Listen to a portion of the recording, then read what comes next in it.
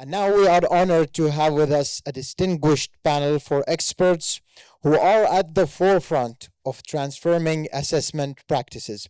Please join me in welcoming at first Dr. Ayman Massouti, Assistant Professor at Sharjah Education Academy, Jett, the co-founder and CEO of Diglossia. I also welcome Eyad Darawsheh, the General Manager of Miqyas Dhad. And I also welcome Georgina Cook and Terry Foxworth. Good afternoon, everyone, and thank you for joining us for this amazing session called Revolutionizing Assessment, Data-Driven Insights for Future Learning.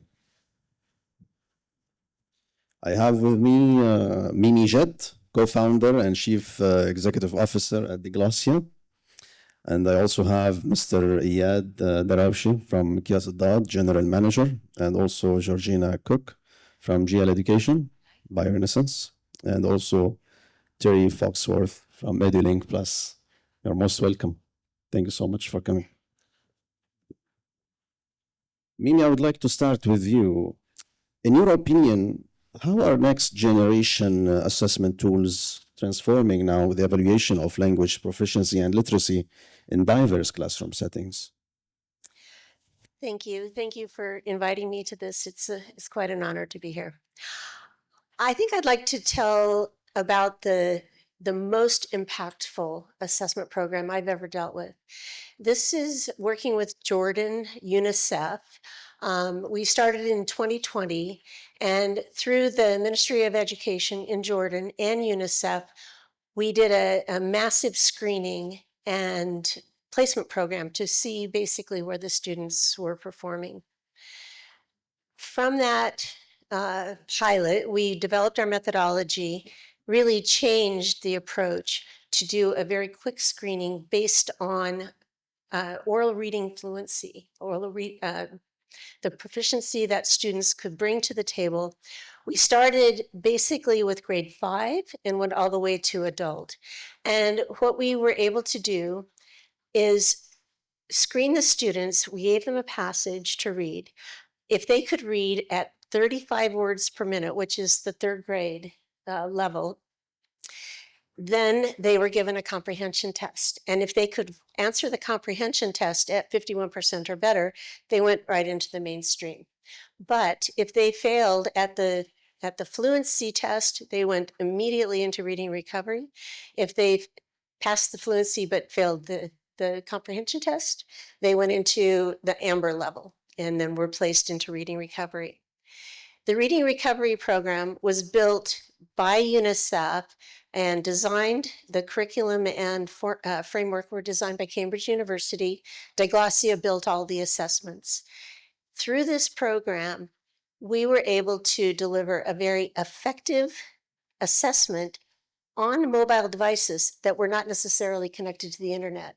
This was one of the challenges. Up in the refugee camps, there is no internet. And so we were able to create the technology and deliver it. In the 4 years that have passed, UNICEF has been able to provide reading recovery to more than 150,000 students in the refugee camps, the McCanney centers, and the schools.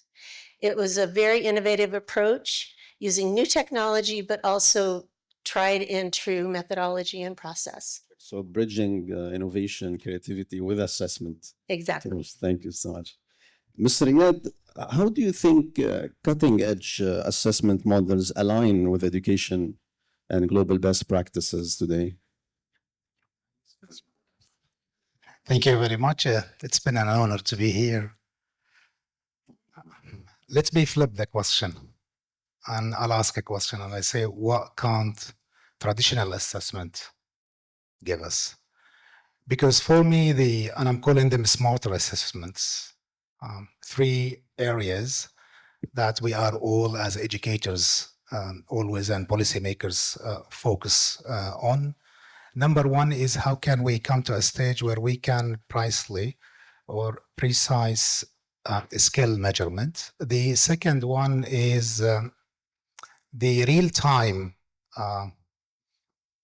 measurement. And the third one is how can we come to a stage where we have a data informed improvements in education. So and I think those smarter assessments, whether we are talking about the AI driven adaptive tests or models like the item response theory, this is where we understand that this will take us to another era of transfer learning. And hence that I'm looking more into the Arabic literacy. We are at Miqyas Dhad, which is still under development, trying with our partners, and in this scenario with our assessment partners, is to benchmark the Arabic literacy and how can we bridge with the global alignment by doing two things. How can we really come to a stage where we can understand and assess the Arabic reading proficiency of our students, and how can we link that by measuring the text complexity, whether easy or difficult, which allow our assessment providers to come and, as I mentioned, try to measure skills in a price way, and how can they get the data to improve education, and lastly, how can I get a real-time diagnostics, because it's very important for teachers in classrooms to receive those data on real time and reflect and improve their students' abilities. Thank you. So basically, we expect in the future to see more tailored assessment for Arabic language from Miqyas Dhad. Absolutely. I think it's the time where we look at Arabic and start looking at those smarter assessment model. And we hope with our partners that Miqyas Dhad can come and serve this area. Thank you so much. Thank you. Georgina, in terms of assessment tools, how do you think these can be designed to be more inclusive? Now we talk about inclusive education in schools, supporting students in all means possible, right? We also highlight the issue of assessment. How these assessment, do you think, can be more and more inclusive now, again, with the AI, with the different emerging needs of different students, to be able to support them from that angle? Firstly, thank you for having me. It's very privileged to be here. So there's two things I think we need to think about when we're thinking about assessment being inclusive. One is they need to be flexible, really crucial that we meet students where they are. We think about different types of assessment. You know, every teacher, every day assesses all the time. So there are various forms of assessment, and we need to make sure that we're much more open-minded in how we think about using assessment. I think assessment has got to be a tool for opportunity, and often it's seen as a barrier. So in the next 5 years, I would love to see a transformation where assessments become much more inclusive, and they allow every learner to really shine and to show what they can do. I always talk to schools about how assessments can show strength as well as challenge. And often when we go into schools, we're just talking about weaknesses or we're talking about challenge areas. We need to really see the full spectrum. I also think it's really crucial, and what I've heard a lot over the last 2 days, about understanding how assessment can be equitable for all. We need to be culturally relevant, and in order to do that, we've got to be fully inclusive. And at Renaissance, so I work for GL Assessment, which is now owned by Renaissance, and we talk about a solution-based approach, which is a continuous model for improvement. So it's about empowering teachers, empowering leaders, empowering students to know where they are, where their strengths are, where their areas of challenge are, and then also where they need to go next. Because I think really importantly, when we're talking about inclusion, it's not just about benchmarking, it's about giving teachers and students the tools to know what the next steps are. Exactly, and I feel like it's also bringing the sustainable approach to inclusive assessment, the way you are looking at it with a long vision. Exactly. And that's why we talk about this continuous loop, the continuous progress for process, for development. It's never ending. We're always assessing. We're always thinking about where we are now and where we need to go next. Thank you. Thank you so much. Jerry, regarding these factors that we need to consider when implementing new assessment strategies in education institutions, how do you see these? The factors for implementing the assessments? Yeah. Well, I think one thing is you hit on, or your question was about inclusion. I think it's very important that our assessments are equitable for our students.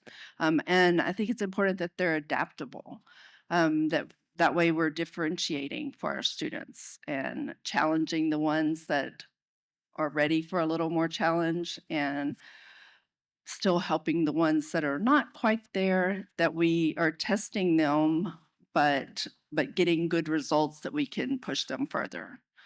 And I think I agree with you, Georgiana, that I think assessments get have a bad reputation, and people are still associate them with a lot of negative feelings. And we need to continue to change that mindset. We've been talking for decades now about growth mindset. And we still don't quite have that in the assessment arena. I think about, for instance, if you're not feeling well, you need to go to the doctor. The doctor's going to assess you. Take your blood pressure, maybe your temperature, maybe a blood sample. Are we bothered by those things when we go to the doctor? Maybe I don't like going to the doctor, but if I want to feel better, I will submit myself to those assessments. And it's not in a judgmental way, right? We're not judging that. The doctor's trying to diagnose us to help us know how to get better. And that's the way I think we should look at assessments. Even when we go for a health checkup, a regular checkup, we can have good things. Oh, your cholesterol's low, or other things that we need to work on. But to take the fear out of assessments so we can use them as the tool that they're meant to be. They're very important in education. And I want our students to be able to grow and improve from that, and our own practice to grow and improve from the data we get from assessments.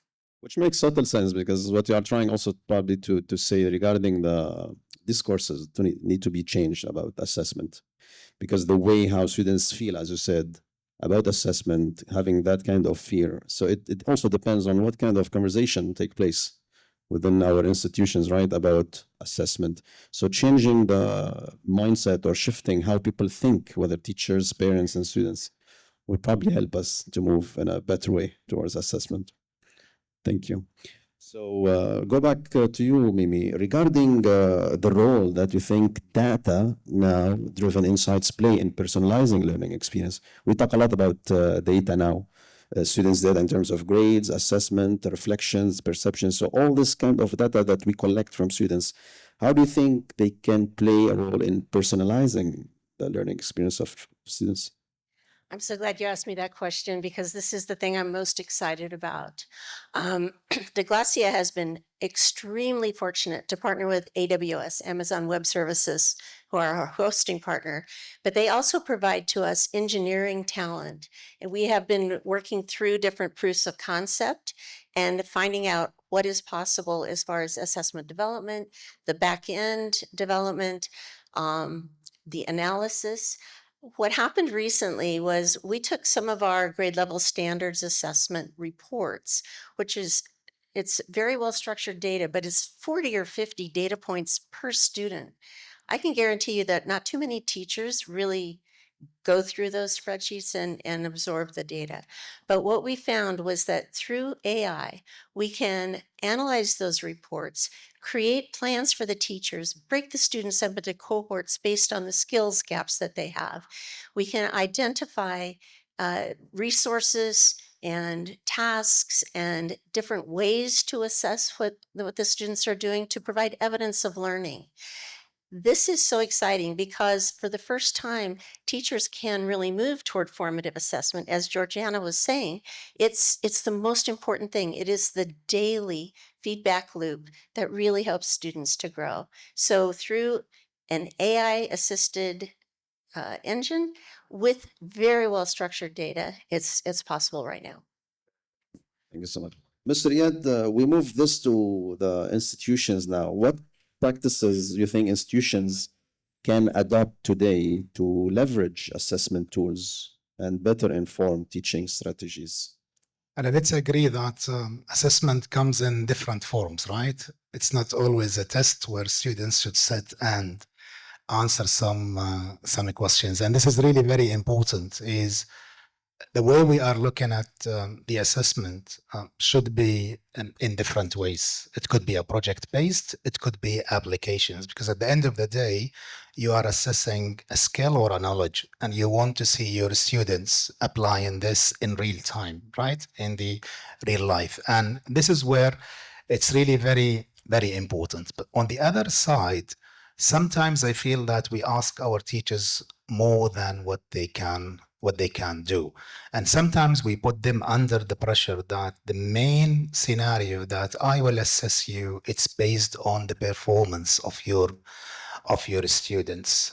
And this is something that institutions needs to work on in a way where teachers can feel that they deliver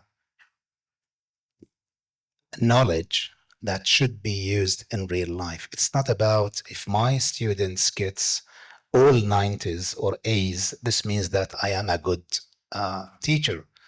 It's more about how can my students utilize what they understand in classrooms and take it into 3 circles. Circle number 1, let me know how can you apply this in classroom? How can you apply this at school? And how can you apply this at your neighborhood? And you come back to me and retell. This is, I think, the way we should look at things, which would really empower both our teachers and the students, which, as we say, come out with like a nice education system that is based on what we call it a friendly environment. Thank you so much. Thank you so much. Unfortunately, time is up. It's very interesting and engaging discussion. But thank you again for joining us, and thank you. Thank you, everyone. Thank you.